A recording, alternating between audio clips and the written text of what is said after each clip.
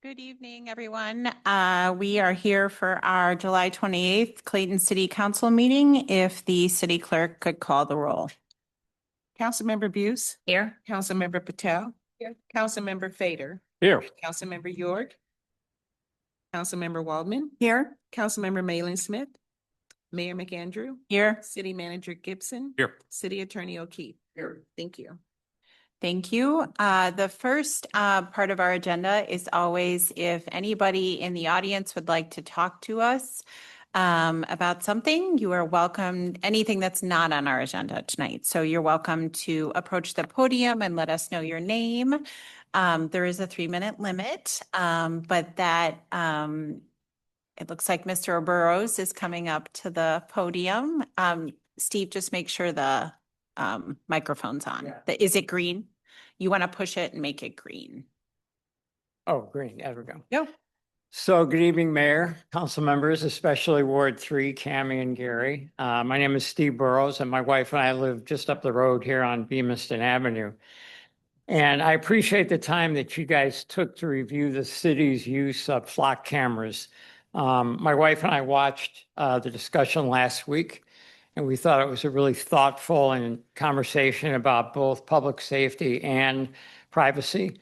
And those are both important values that we have here in Clayton. And we think that we can protect both of them. As residents, we support continuing the city's use of flock cameras because they've helped solve crimes in our city. On the city website, the Clayton Police Department shares numerous examples where the system has helped solve crimes, identify suspects, and in one case, it even cleared an innocent person who was initially suspected of stalking a school child. Your discussion also focused on sharing information with law enforcement agencies. And we believe that's an important component because criminals don't just stop at the boundaries of our city. As mentioned on the website and by the chief, responsible, underlined responsible sharing can solve crimes. And we would not want to see the Clayton Police Department lose that ability when serious crimes occur either here or in neighboring cities. We understand some of the concerns raised about privacy, data sharing, and oversight. And while these are certainly legitimate, there is also a lot of inaccurate information in the market about how these flock cameras are used, what their capabilities are, and so forth. And we think that the Clayton Police Department policies that were reviewed last week, the audit capability, and other technical tools in place do provide the controls over misuse and don't require further restrictions which could hamper the police department's work. Like many families, my wife and I have security cameras at our house, as do over 60% of the 124 million residences in the country. I'll bet some people in the room tonight even have them as well. We don't have them to check the weather or to see if it's time to cut the grass. We have them because it gives us peace of mind and we can provide valuable information if something bad happens. And that's why we believe the flock system, and that's what we believe the flock system provides the citizens of Clayton. Like I said, we support the continued use of the cameras. In fact, we'd like to see more of them. We support sharing the data, and we'd hate to know that if a violent crime like a rape, an assault, a murder occurred in Clayton or in a neighboring community, that it wouldn't be fully investigated because our Clayton Police Department did not have or could not share relevant data with other departments. Let's protect our community and catch the bad guys. Thanks for your service and thanks for your time and consideration. I made it. Perfect. Perfect time. Thank you, Steve. Thank you. Is there anyone else? Anyone else online?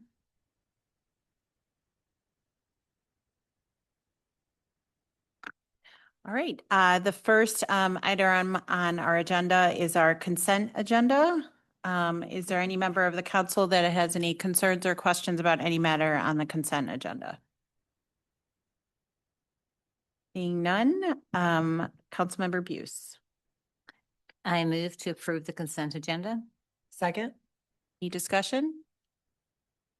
Councilmember Buse. Aye. Councilmember Patel. Aye. Councilmember Fader. Aye. Councilmember Waldman. Aye. Mayor McAndrew. Aye. Moving on to new business, we are going to have a presentation by our Sustainability Committee.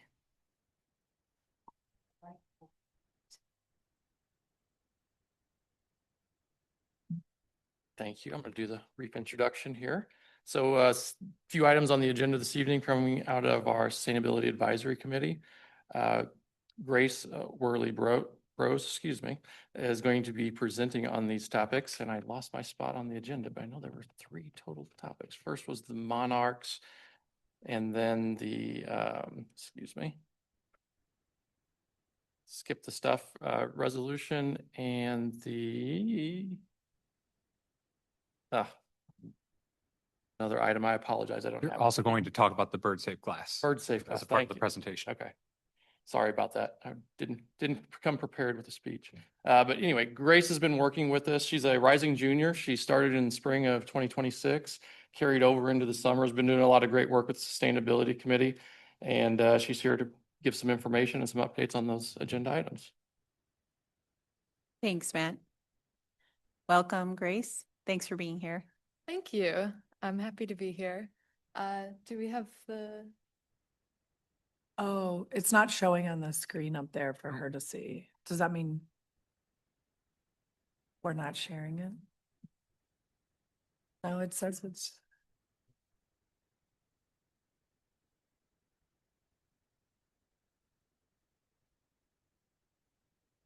thank you.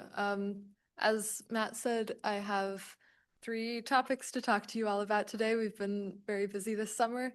And let's see. So I'm going to start by talking about bird safe glass, a proposed installation for the City Hall windows, and then the Mayor's Monarch Pledge and Resolution, and a plastic reduction resolution.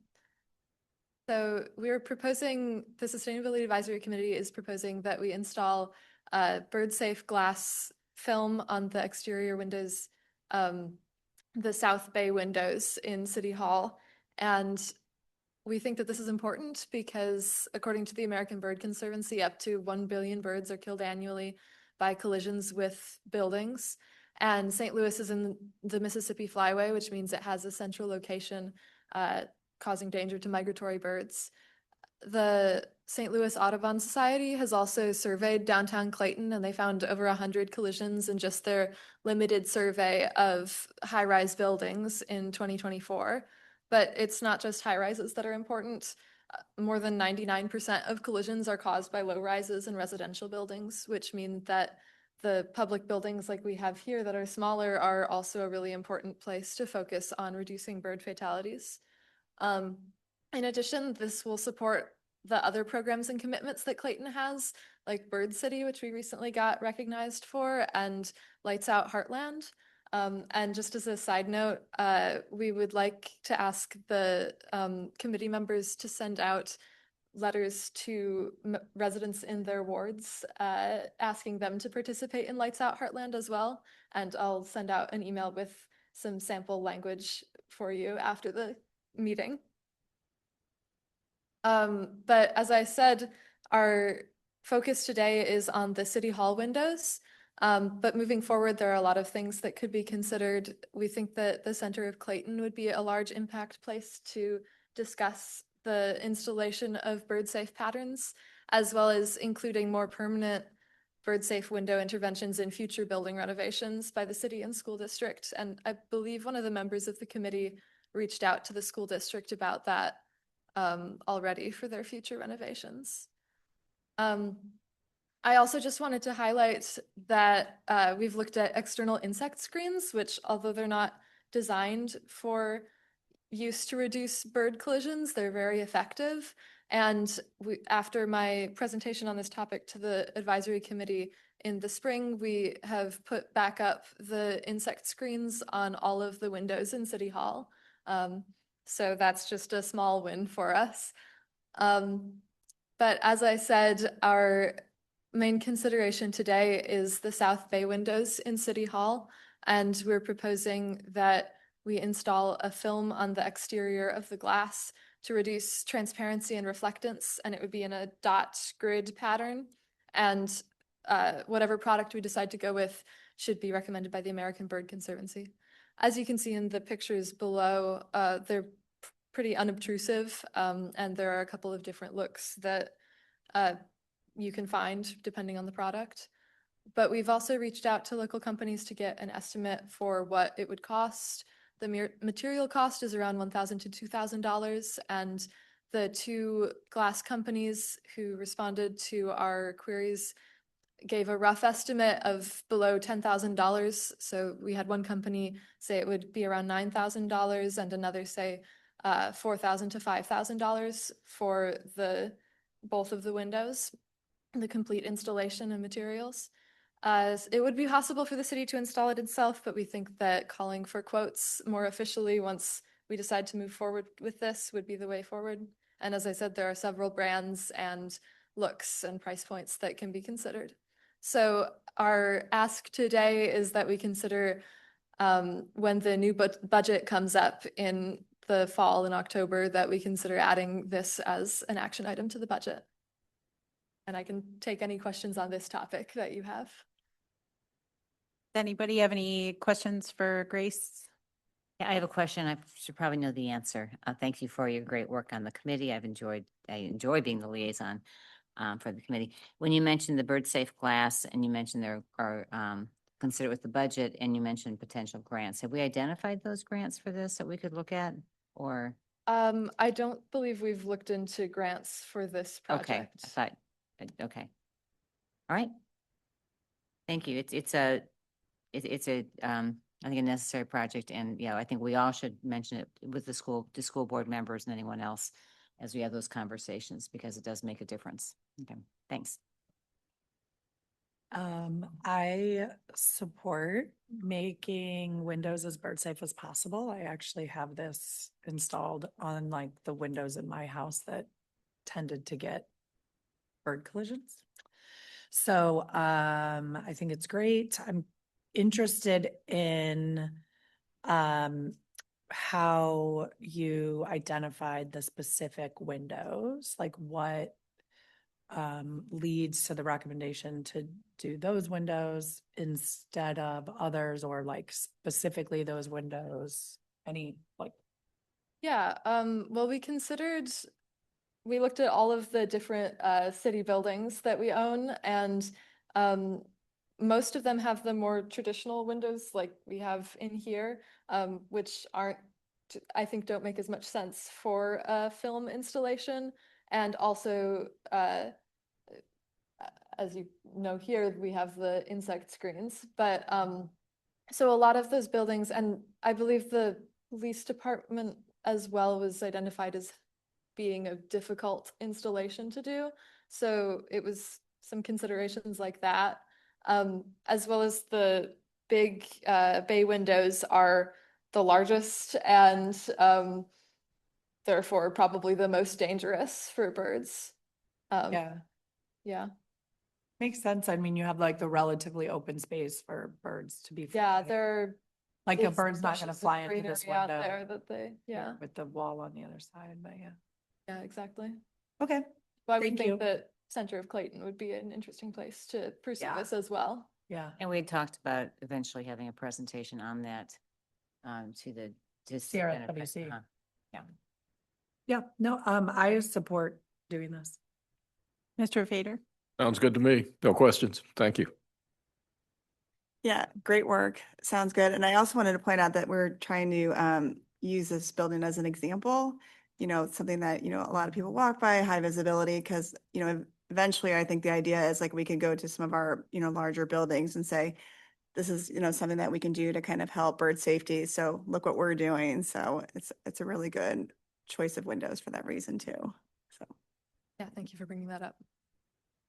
Yeah, Grace, thank you very much. I've heard that you are just doing great work at the Sustainability Committee. So thank you. I'm just curious, David, if we were thinking about doing this, is this something that we would have discussions with during the budget discussion? Is that kind of the, Yeah, if the council's supportive of this concept and you want to see us include that in the fiscal 27 budget, there's still time to put that in there. So it would be part of the budget proposal. I mean, I am supportive of thinking about this. I'd be curious really what installation would cost if this is something, the materials are relatively low, if there's something that we think our public works staff could install to keep the costs lower. Those are all things that I'm kind of thinking about as we do it. So, putting $1,000 to $2,000 in the budget versus $10,000 is significantly different. So that's what I would just be curious about as we go forward. So. We can talk about the most economical way to do it and see what that looks like. If it's, $9,000 or $10,000, that's going to be a pretty sizable expense, but I think we can probably get that down. So we'll have that conversation internally and then try to get a good number to include in the budget if that's the direction from council. Do you need a motion for that, or you just taking the Not necessarily. direction? It'll be in the budget. I can Okay, point it great. out to you when we put the proposal together. Deb, do you have a comment or question? You might want to come up to the mic just because, yeah. I don't think there's anybody online. Yeah. Wanted to add one thing, and that this is also going to help us support the work that we do for next year when we need to file our report for Bird City. So this is, again, kind of supportive of a lot of work that we're doing across the board for sustainability issues. Thank you, Grace.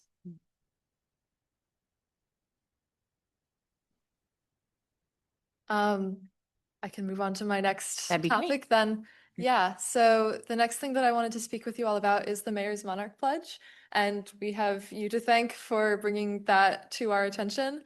But I wanted to provide some background on the pledge and about what it would entail and how it fits with our broader sustainability commitments before we move forward with signing it. The pledge is open from December through March, so we'd be able to sign it this winter.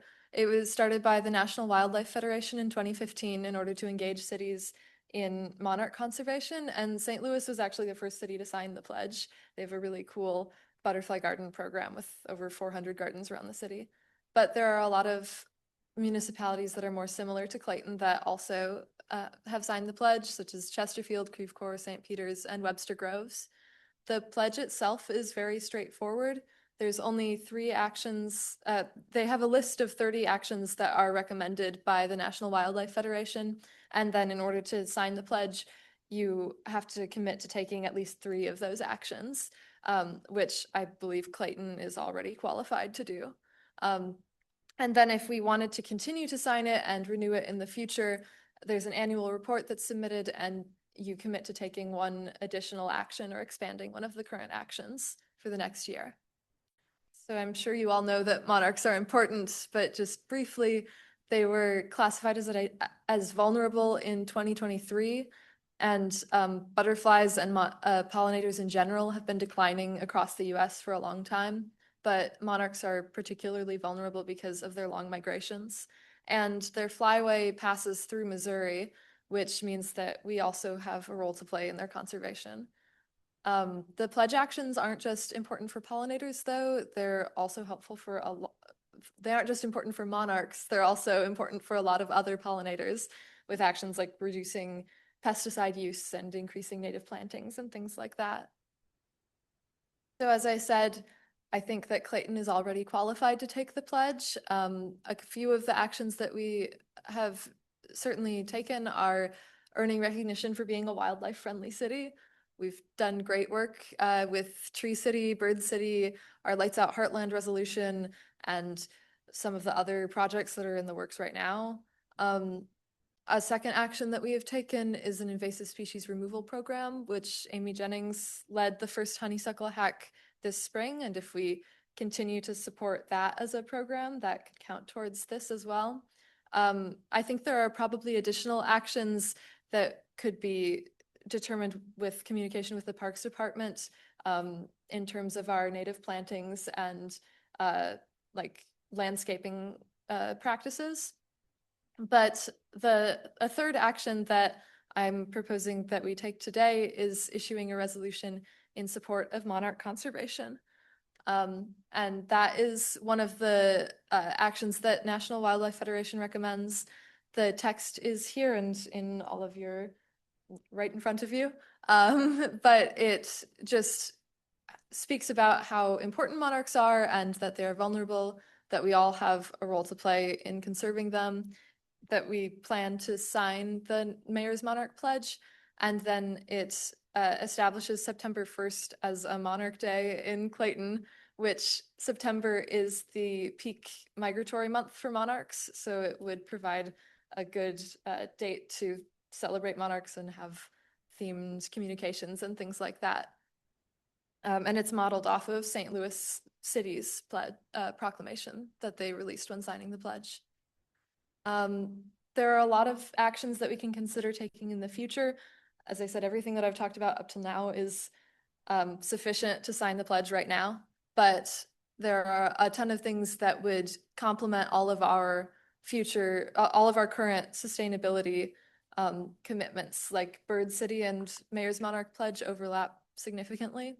So some of the things we could think about doing are a communications campaign to encourage residents to plant monarch gardens, more programming like this invasive species removal or native plant swaps and citizen science, continuing to promote Lights Out Heartland and Dark Sky, because it's not just important for birds. The artificial light at night also impacts the migration of monarchs, as well as continuing to work to improve our native plantings and improving our gardens and native milkweed around the city. So as I said, all of these options are considerations for the future, but what we have on the agenda today is the Monarch resolution, and then hopefully you would sign the pledge in December. Thank you. Yeah, and I will say, I don't want to take credit. There was a citizen that alerted us to the Monarch pledge and resolution. And when I looked at it, we were almost all the way through our period. Like we were into March, and it was like, Yeah. oh, shoot, we missed the window. So, and Councilmember Buse was also instrumental in encouraging this. But there is such a long list of things that you can do. So it was somewhat overwhelming for me to be, trying to figure out what we've already done, because I don't want to create more work for our Parks Department within reason. So thank you for highlighting the things that we've already done, and that would allow, us to do the pledge. So I'd certainly be supportive of, issuing the resolution tonight. Does anybody have any questions or further comments for Grace? I'll just add again, once again, thanks for the great work on this. And kudos to Clayton. I think that every step we've taken leads to another step in the right direction, so that we are in a position that we can enter it without without having to do anything anything much more to actually support the wildlife. And as we continue to recover from the tornado and hear our birds and everything else, and the Monarch coming back, it all works together. So again, thanks for your work. And yes, I support moving forward on this as well. Yes, my only question was going to be whether the mayor was truly committed to signing the pledge, since we'd be Yes. saying that she will do that. Yes. So, no, I think it's great. I support it. I learned a lot about monarchs. I'm just curious, in the resolution, it mentions that there's a loss of summer breeding habitat. Can you comment on that? What is that? What would appear to be the cause of that loss of summer breeding habitat? Yeah, I think that the habitat loss that we're referring to is mostly like within the native plants. So like a lot of the actions in the pledge are planting more milkweed and nectar plants around. And if we're having like monocultures in people's yards where it's just grass, or developing different areas and taking away that habitat, I believe monarchs' main or only source of food is the milkweed plant. And so if we don't have that, then they have nowhere to spend their summers breeding. Thank you. Great work. And I'm glad that you figured out all the things we're already doing, so that we're just ready to go. And in the future, next year, we have to add 1 or 2 items, that's all figured out. So great job. I forgot I had a question. Mhm. Can you say a little bit more about the honeysuckle hack? Like what that was, exactly what happened, and like how it was organized? Yeah, I think it was a volunteer event, where they had local, people come and volunteer to, I was in Oak Knoll Park. Okay, and that's what I they- was wondering. Yeah, Yeah, great, yeah. thanks. If there are no other comments regarding the resolution, Councilmember Buse, if you could make a motion. I guess before I say that, are there any other questions or comments from the audience? Or online? If not, Councilmember Buse? I move to approve resolution number 2026-20 declaring Monarch Day in the city of Clayton. Second? Any discussion? All those in favor? Aye. Any opposed? The vote passes 7-0. All right. So now we're going to talk about plastics. Yes. Yeah, so the last topic that we have today is this plastic reduction resolution. This actually originated in a Cool Cities workshop, which Susan Buse and Cami Waldman brought to our attention in the Sustainability Advisory Committee. And then I had an opportunity to attend a similar event on the topic of Show Me Less Plastic. And so the resolution has two parts. It encourages businesses to participate in a nationwide campaign called Skip the Stuff, in which they only would provide single-use items, any kind of single-use items upon request by the customer. And that both reduces waste if you're not having to throw away like random utensils that you've been given, and it also saves businesses money. And it could be involved, there could be also some sort of incentive program where we recognize businesses that participate in this. And the second part formalizes our existing plastic-free events policy, which has been developed by the SAC in the past and is currently in use. So this would just make sure that that policy is established and carried forward into the future. Thank you. Yeah, I'm always bothered that we as a city cannot eliminate our plastic bags, but Jefferson City has made that not a possibility. However, I have heard that there's a representative who's interested in perhaps opening that up again so that municipalities would be able to decide whether they want to limit plastic bags in their cities. But thank you very much for bringing this to our attention again. And I'll just say too, I think sustainability in general is, which we learned in our comprehensive plan, is very, very important to our residents. So I think what you are doing and what our committee is doing is just very important and very important to our larger Clayton community. So does anybody else have any questions or comments about this item? Again, thanks for the work. And with Skip the Stuff campaign, what we saw at the presentation was really, it was initiated by students. I can't remember, if it was high school, college, and there were signs in the stores, and it was merely primarily restaurants just having, you can still get your plastic fork, but you're not going to automatically be given the little package of all plastics and all that. So again, it's something that if we can get some momentum, it does save the businesses money and again, raises awareness. So thanks. Thanks. Yeah, I love the idea of it. I'm thinking about specifically the parts that talk about basically like restaurants or people providing food, not giving out disposable items. It sounds like anytime someone's like dining in and then also not like assuming they need it when there's takeout, right? That's Yeah, I a big think part of that's- this, yeah. right?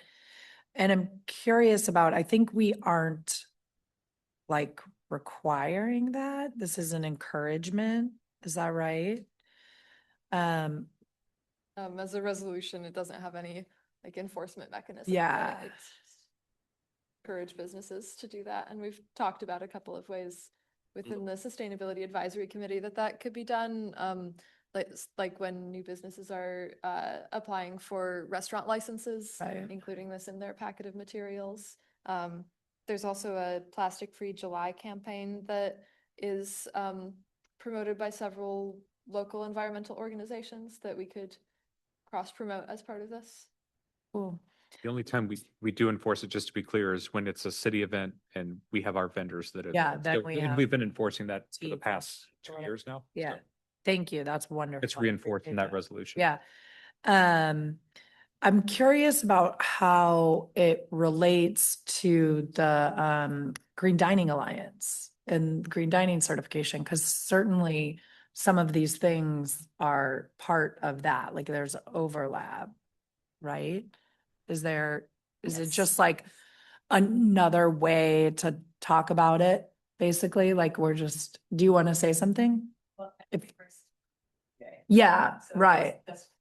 You can take it if you want, but it's probably not a fair question. That's fair, yeah. No, if Deb would like to speak to the requirements in GDA, I'm not entirely Yeah. familiar with their No, that's structure. great. Yeah, so some of you perhaps were not here when we put in place the Green Dining Alliance. That's what GDA is. And we have not had the kind of uptake that we hoped for. GDA requires many different steps for certification, including something along the lines of skip the stuff. Don't pass out straws unless people need it or ask for it. Yeah. Don't pass out a ton of condiment packages if you're, doing pickup orders, that kind of thing.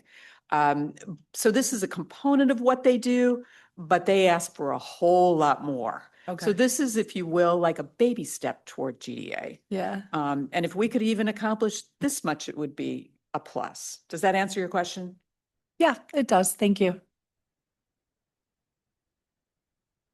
This might be more directed to David, but just in terms of city events, I'm sort of curious some of the ones we have, either that are truly city event or the art fair where we're a sponsor, but it's not really our event.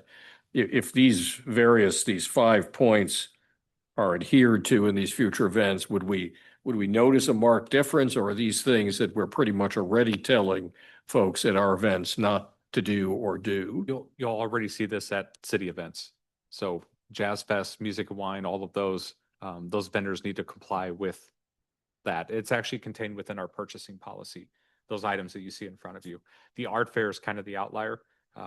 It's put on by cultural, Cultural events. cultural events. And so we don't necessarily have an agreement with them that gets into that sort of thing. So it's very difficult for us to enforce it on somebody else's event.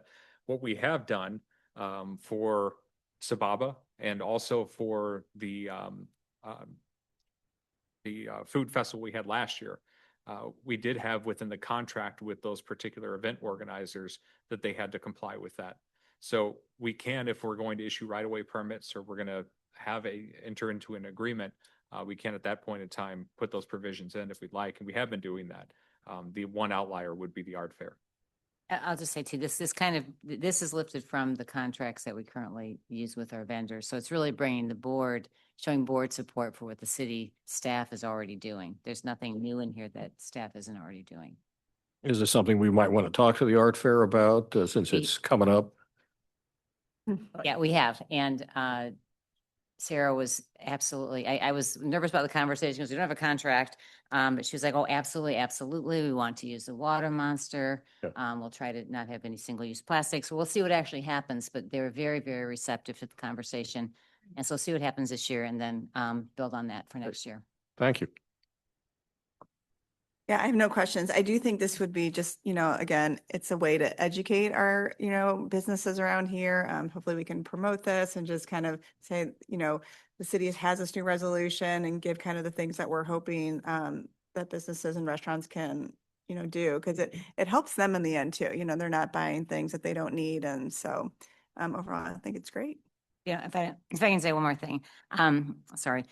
Whereas we have not had many people, many restaurants jump on our Green Dining Alliance help. Unlike Maplewood and Webster and some other cities, they've done very well in that regard. Whereas with this, in our vendor contracts, other cities have asked to see what we have. And you may hear complaints by a vendor at first, but then when they know they have to face it, it doesn't change them contracting with us at all that we've seen. So we are leading on this where unfortunately with Green Dining Alliance, it's been a push that hasn't gotten us very far. So Thank you very much, Grace. We really appreciate it. If there are no further comments from anyone up here or in the audience, Councilmember Buse. I move to approve resolution number 2026-21, supporting the Skip the Stuff campaign. Second. Any other discussion? All those in favor? Aye. Any opposed? The vote passes 5-0. Right. Thank you very much. Great work. Yeah, thank you all very much for the opportunity to speak with you today. Thank you very much for all your hard work. We really appreciate it. Thank you, Grace. Thank you. Deb, do you have anything else? We're going to do it in August, so we didn't overlook. Okay, all right. Sounds good. Well, thank you very much for coming, and we will move on with the rest of our agenda. The next item on our agenda relates to our new Clayton Municipal Maintenance Facility Project. Yes, so that'll be the next two items. We have an ordinance and a resolution. The ordinance is going to authorize additional contingency funds for the overall construction contract that we have with Integrate, who is our general contractor on the project.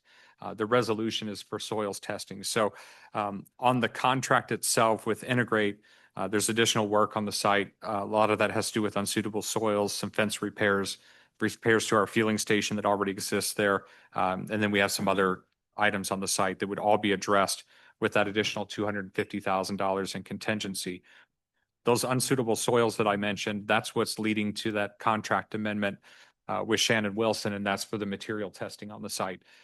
We do have in the packet, and I hope you took a look at it on page 43, we've got a breakdown of the overall program budget. So I know you've approved some change orders on this project, and what we wanted to demonstrate, or at least show you, is kind of where we stand with the project overall, because there are various line items within the project itself.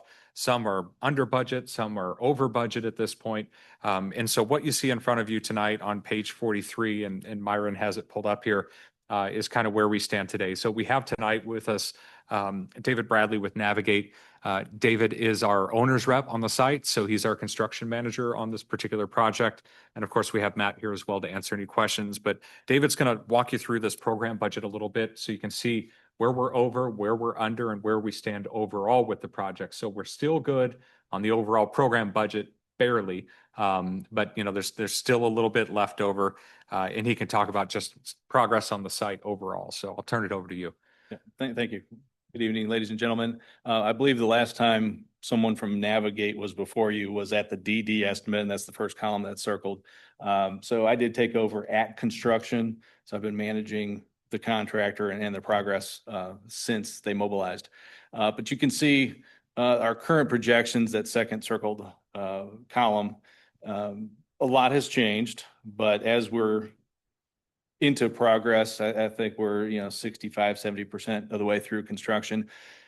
I live in these documents where I'm updating daily, so we can just stay up to date. So these have been updated for 70% progress.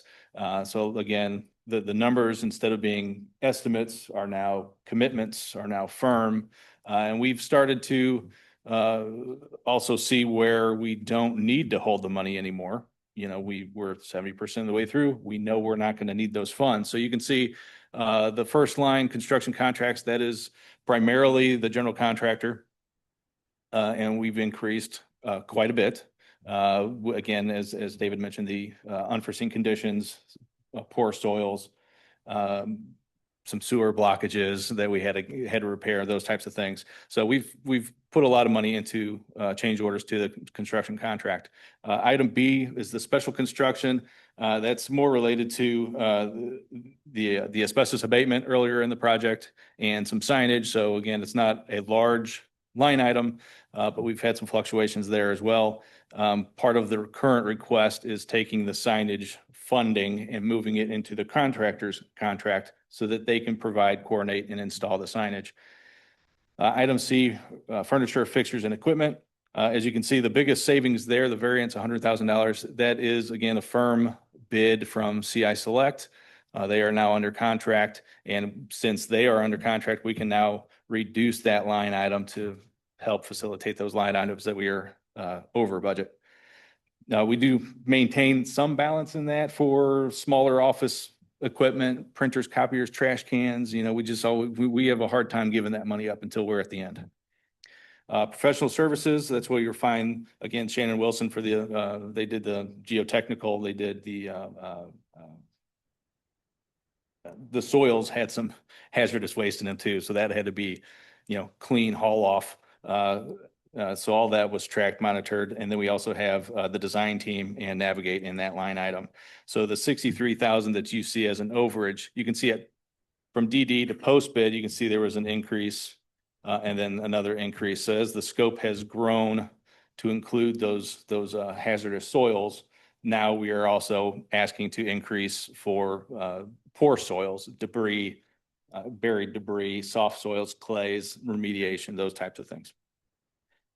Line E, technology, it's a smaller item, but again, miscellaneous IT equipment. And then that also goes towards Lumen to bring in the fiber service for the new buildings. Financing costs, that was primarily the bond, I believe. And that was, again, generally in DD, that's a percentage of the total. So now that we have firm costs, and John Wolf with Public Works was able to give me firm costs from financing.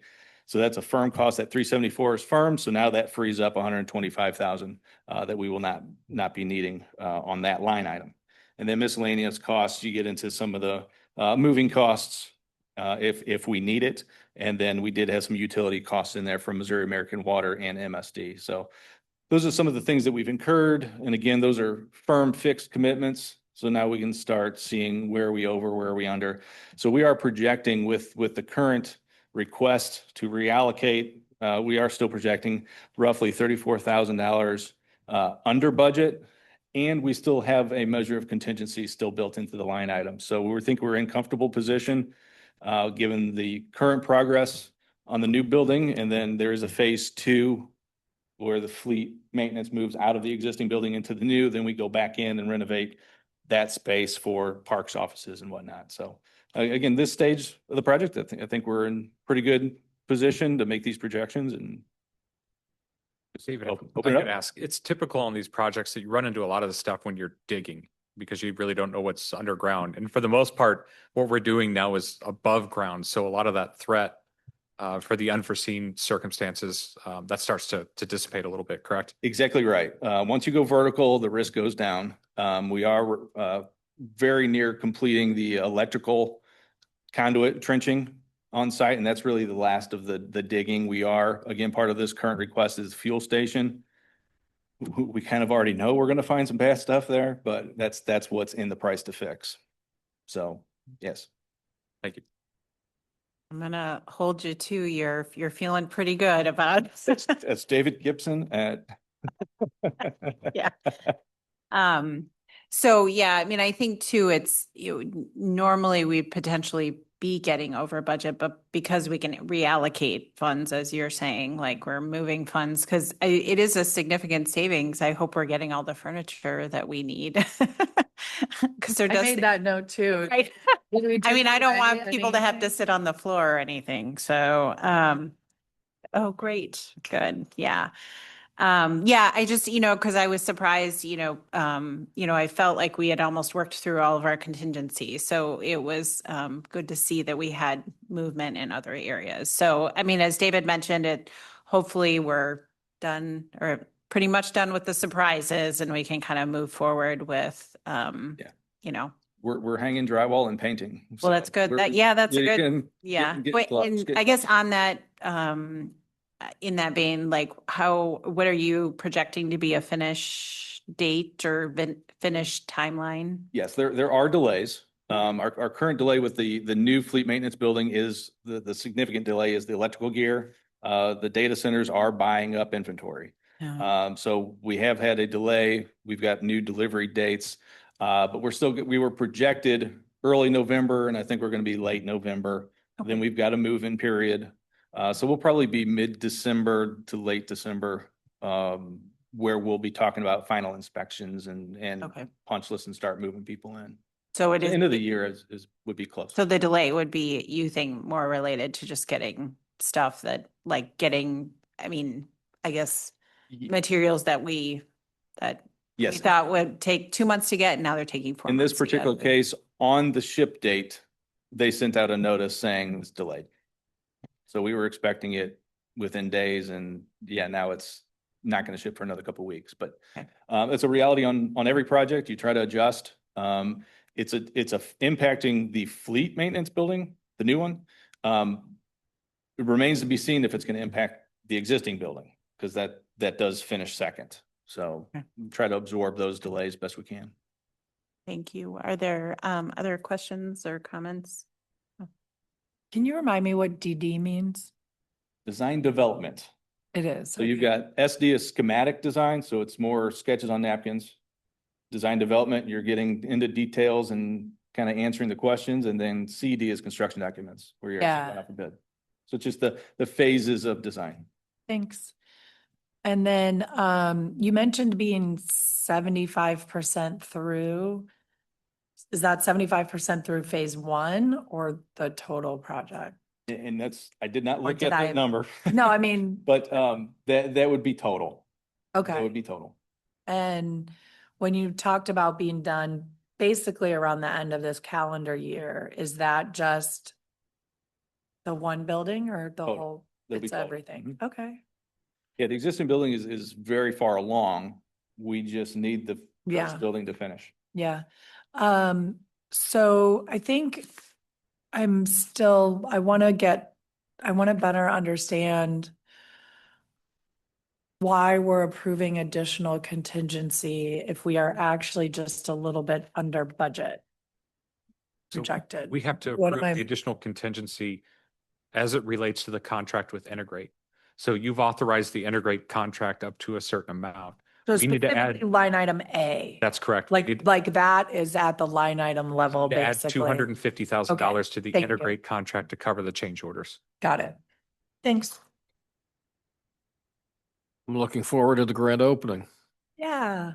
No other questions or comments?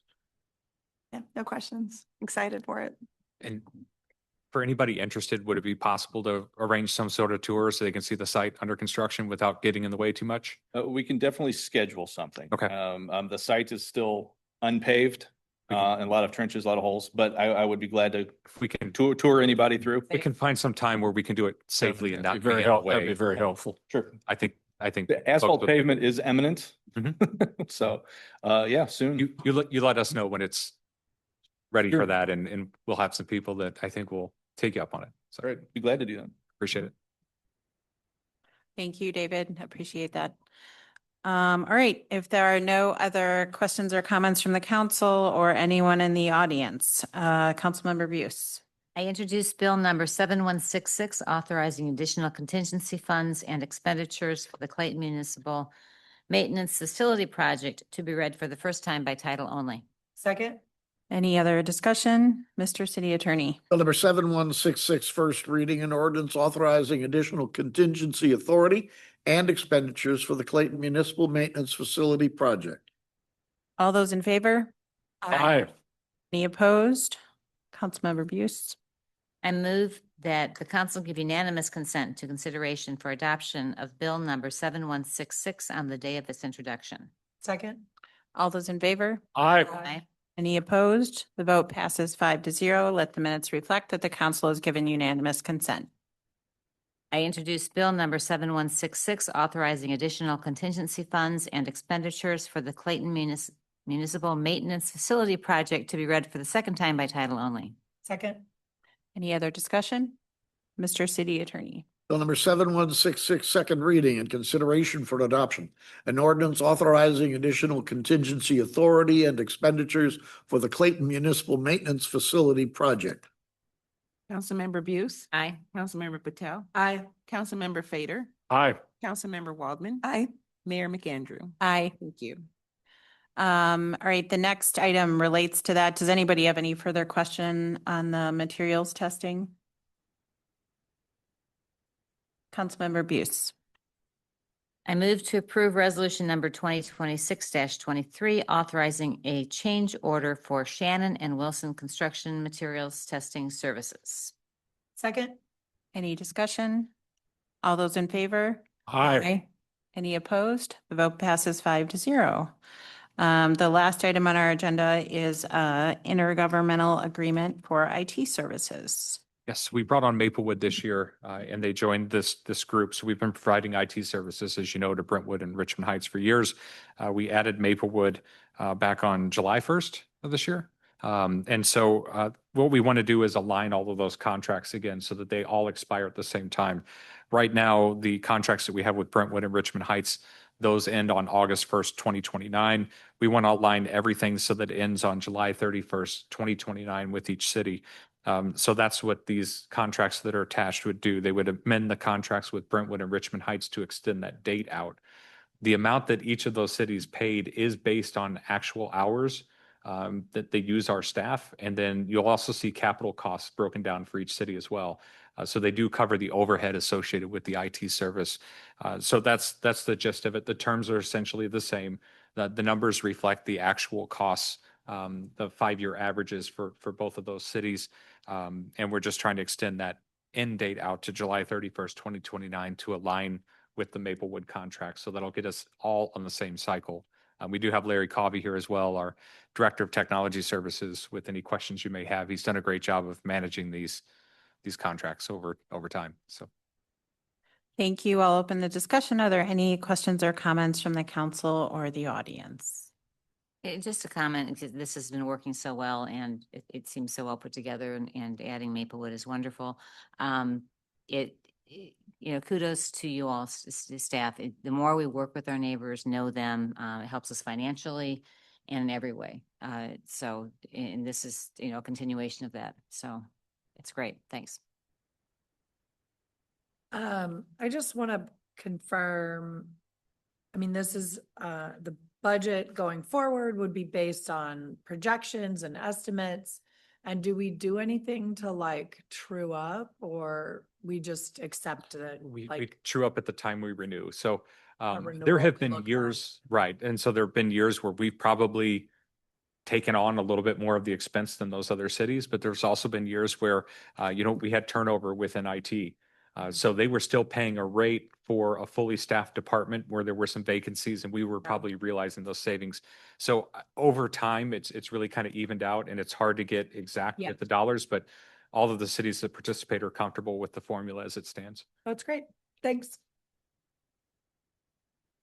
No questions. No questions. Great. Larry, thanks for all your efforts. It really is great that we're able to, I wish there was more ways that we could work with our neighbors. So thank you for all the work that you've done with us. So please extend our thanks to your team as well.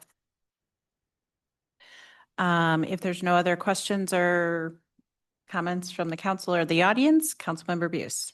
I introduce Bill number 7167, approving an amended and restated intergovernmental agreement, cooperation agreement with the cities of Richmond Heights and Brentwood for technology services be read for the first time by title only. And Maplewood. Second. We're not, because we're just aligning with Maple. Aligning. We're just changing. Okay, Yeah. got it. Yeah. Thank you. Becky, you Second. second. Yeah. Any discussion? Mr. City Attorney. Bill number 7167, first reading, an ordinance authorizing amended and restated intergovernmental agreements, cooperation agreements with the city of Brentwood and the city of Richmond Heights for the city of Clayton to provide technology services. All those in favor? Aye. Any opposed? Councilmember Buse. I move that the council give unanimous consent to consideration for adoption of Bill number 7167 on the day of its introduction. Second. All those in favor? Aye. Aye. Any opposed? The vote passes 5-0. Let the minutes reflect that the council has given unanimous consent. I introduce Bill number 7167, approving an amended and restated intergovernmental agreement, cooperation agreement with the cities of Richmond Heights and Brentwood for technology services to be read for the second time by title only. Second. Any discussion? Mr. City Attorney. Bill number 7167, second reading and consideration for adoption. An ordinance authorizing amended and restated intergovernmental cooperation agreements with the city of Brentwood and the city of Richmond Heights for the city of Clayton to provide technology services. June, will you correct my typo on the execution draft, please? Thank you. Member Buse, Aye. Councilmember Patel, Aye. Councilmember Fader, Aye. Councilmember Waldman, Aye. Mayor McAndrew. Aye. Thank you. We have come to the end of our agenda. We could go around and see if anybody has anything to talk to us about. Councilmember Waldman, do you want to go first? Oh. Change it up. Pressure, no pressure. Curveball. Well, I think we did a lot of updating with the sustainability committee, so I think we're probably good there. We did have a special business district meeting, which was actually quite short, but we did talk about pricing for the parking signs for all the public garages that will allow for private garages that allow public parking. So we got some numbers associated with that, which hopefully we'll get those solidified soon. But that's all moving in the right direction. So if it's approved, hoping that by next summer they would all be installed. And so our public would know where to park, which is great. I was at the Cool Cities Steering Committee yesterday. And just a reminder that on August 12th, St. Louis City is hosting the Extreme Heat Pop-Up, which should be really, really interesting. It's going to be at St. Louis City Hall in the Kennedy Room. And then Clayton will be hosting the next one in early October, and we are working on kind of the agenda for that. But it's going to be basically promoting trees as critical infrastructure. So we have a lot of information for that. So that's Great. about it. Thanks. Yeah. Mr. Fader? I think this is probably new since last time we talked about it. I was now on the finance committee since Alderman Hummel is no longer a part of that. I thought it was very worthwhile. Our first meeting that I attended, Karen and David gave a very good analysis of a variety of finance issues. And on the Economic Development Committee, I really am very pleased that I think the whole program has certainly been energized by all of this input. And so I think we're coming up with a lot of new things, and I'm sure they'll be discussed as they're furthered. One thing about both committees, I noted both on finance and on the economic development, is I think it's very helpful to have, for example, not only business people involved in these committees, but also people who are involved with the CCBA, which is a significant force in our community, and to be able to bring those people along on these proposals, I think will make it much easier as we get into making some substantive recommendations to have those folks be part of this process. So very encouraged by both. That's it. Right. We had I attended a meeting of the Clayton Community Foundation Down Committee. And one thing that came up was that they really appreciated the walkthrough that they did, I think with UMAT and LJC. They were real excited to, be able to really think about the project. And they understood from that discussion, or maybe a subsequent discussion, that LJC felt like they would be able to do more if CCF is able to raise more money than what LJC originally proposed. So they're taking that to heart. They're trying to get a site plan. They wanted to ask LJC for a site plan about where the different amenities would go, to try to get a better idea of like scale and placement, I guess, and stuff like that. And then really they just have to figure out when they're ready to commit to anything, to make a call for artists and stuff like that, because they have to have a budget to do that. And they, don't have all the money that they hope to raise committed yet. So I think we'll see what they do there. The other thing I want to talk about is that I think we've heard from more than 5 people in the last 5 hours, 6, 8 hours about significant power outages in Ward 1. And so at first I thought the first 2 reports were all from the same block of San Benita, just west of Des Moines. And so I thought maybe it was isolated to that block. But now I've heard from folks on Alamo, on the east side of Des Moines, as well as Clayton Road. And they're dealing with something like 6 or more outages in the last month or 6 weeks. 2 outages just today. And so I want to know, I know you heard directly from some folks, and I sent a note to our liaison at Ameren to try to figure out what's going on.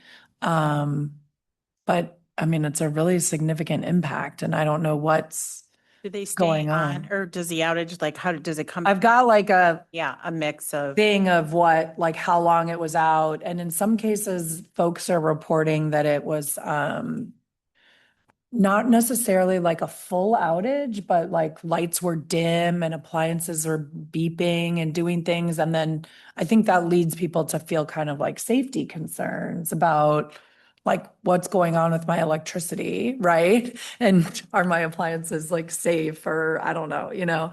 So, but yeah, I mean, a couple people have kept pretty decent notes about what they've done, and I've been getting lots of that. So I'd love to know like what we can do to, escalate that. I got those 2 messages today. Well, I heard one phone message and I received an email. So Yeah. once I saw your message, you'd beat me to reaching out to our Yeah. government affairs representative at Ameren. And I think that's our best place to start. I was surprised to hear this had been going on for a while because it's the first report I had heard of it. So hopefully Samantha gets back to us tomorrow and we got some information we can share back with the residents or publish out.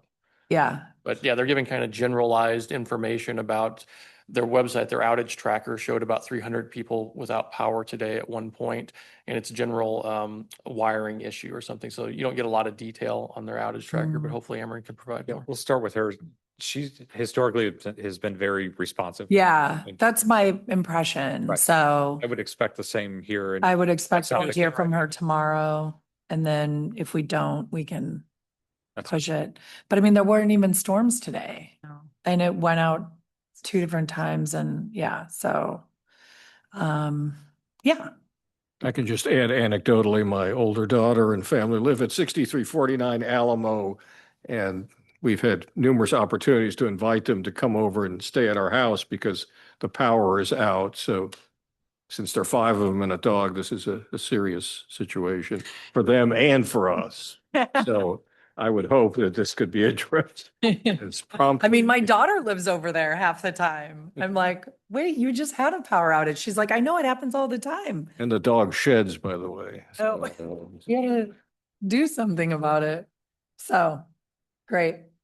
Thanks. Yeah, I just thought it was water main breaks we're having around here. No, it's all of it. So I'll share about the last Plan Commission ARB meeting. We had one of the houses at 122 North Beamiston. So it's one of the newer, very square homes, and the current owners want to soften it and put on a front porch, change some of the strict hedges into more native plantings, like hydrangeas. I don't think there was concern too. Is it going to be, as Gary would say, is it going to be a wild prairie garden or something? But no, it wasn't. But the interesting conversation is the house overall. The front yard we have impervious surface, or we have green space restrictions now. And this house on the front yard, it meets those standards. Overall, it does not. And they wanted, the owners were hoping to put in artificial turf for a dog area. And historically, apparently, artificial turf has been considered pervious because the water goes through. But as standards change and we become more aware of habitats, I think there's going to be, there's new consideration because it should be absorbing water as well. It should be providing all these other things and the plastics and everything else. So that was a discussion that happened there. The homeowner went back to the drawing board and will come back with us, but it was a discussion that, again, is changing as we become more aware of our environment and what people want around here.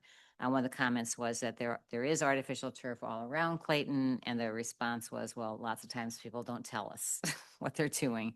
So the other, that perhaps of more interest at the Planning Commission was the request for conditional use permit by a gelateria, a gelato place on North Central. So hopefully we'll be seeing that soon.